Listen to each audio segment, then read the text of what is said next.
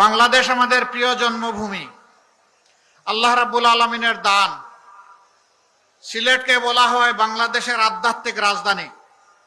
এখান থেকে কয়েক গজ দূরে আছে হযরতে শাহজালাল ইমানি রাহমাতুল্লাহ আলাইহির মাজার। আমরা তার উত্তরসূরি। তিনি এসেছিলেন অন্যায়ের বিরুদ্ধে, জুলুমতন্ত্রের বিরুদ্ধে, তৎকালীন ফ্যাসিবাদের বিরুদ্ধে তলোয়ার হাতে নিয়ে এসেছিলেন। আলহামদুলিল্লাহ, তিনি মজলুমের পক্ষে দাঁড়িয়েছিলেন, জালিমের বিপক্ষে তিনি অভিযান পরিচালনা করেছিলেন। বাংলাদেশ গত 54 বছরে জুলুমের শিকারে পরিণত হয়েছে। আলেম ওলামা, রাজনৈতিক দলের নেতৃবৃন্দ, ছাত্র, শিক্ষক, সাংবাদিক, সুশীল সমাজের সদস্য, সাধারণ শ্রমিক, কৃষক, মেহনতি মানুষ, কামার কুমার, তাঁতি, জেলে, কেউ এই জুলুমের হাত থেকে রক্ষা পায়নি। সবচাইতে বড় মজলুম দল বাংলাদেশ জামাতে ইসলামী। শুধু আল্লাহ তাআলার আইনের প্রতিষ্ঠার কথা বলার অপরাধে আমাদেরকে খুন করা হয়েছে। এক এক করে আমাদের শীর্ষ 11 জন নেতাকে দুনিয়া থেকে বিদায় করা হয়েছে। 1000 সহযোদ্ধা সহকর্মীকে নির্মমভাবে বিনা বিচারে হত্যা করা হয়েছে। 5000 সহকর্মীকে জীবনের তরে পঙ্গু করা হয়েছে। 50 লক্ষ ভাই বোনদের বিরুদ্ধে মামলা দিয়ে শিশু থেকে বৃদ্ধ তাদেরকে বারবার জেলে পোরা হয়েছে। সবগুলা অফিস 13.5 বছর একটানা তালাবদ্ধ করে রাখা হয়েছে। আমাদের নেতৃবৃন্দের ঘর বাড়ি বুলডোজার দিয়ে ভাঙ্গে গুড়িয়ে দেওয়া হয়েছে। শেষ পর্যন্ত দিশাহারা সরকার আরো 2টি জঘন্য কাজ করেছিল। একটা আমাদের নিবন্ধন বাতিল করেছিল, আর শেষ পর্যন্ত আমাদেরকে নিষিদ্ধ ঘোষণা করেছিল। কিন্তু যখন আল্লাহ রাব্বুল আলামিন 24-এর 5ই আগস্ট এই জাতির জীবনে একটু স্বস্তি দান করলেন, আমরা কোনো মিছিল করলাম না, আমরা কোনো মিটিং করলাম না, আমরা উচ্ছ্বাসে ফেটে পড়লাম না, আমরা আল্লাহ তাআলার শুকরিয়া আদায় করার জন্য সেজদায় পড়ে গেলাম যে আল্লাহ আমাদেরকে এই জগদ্দল পাথর আমাদের বুকের উপর থেকে সরিয়ে দিয়েছেন।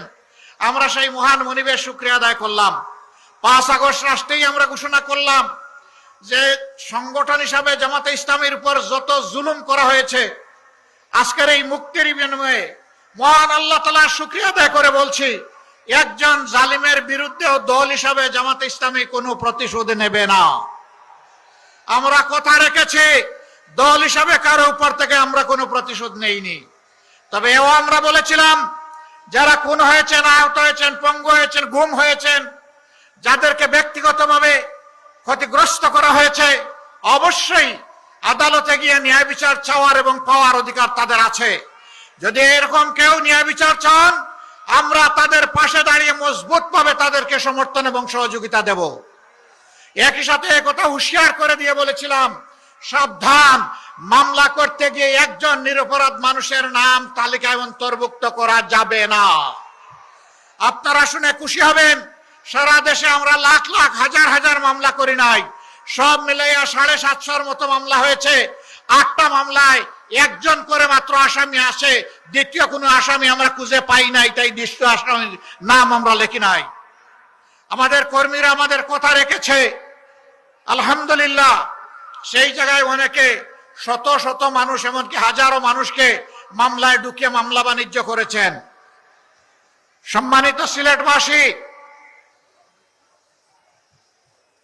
এই যন্ত্রণা থেকে জাতি যখন মুক্তি পেল, আমরা আমাদের পুরানা সকল বন্ধুদেরকে অনুরোধ করেছিলাম, আমরা যারা মজলুম ছিলাম, মেহেরবানি করে কেউ যেন জালিম না হই।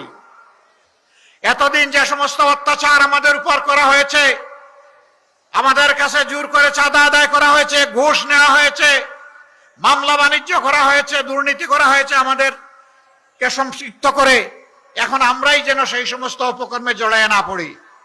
কিন্তু না, সবাই আমাদের কথা রাখেন নাই।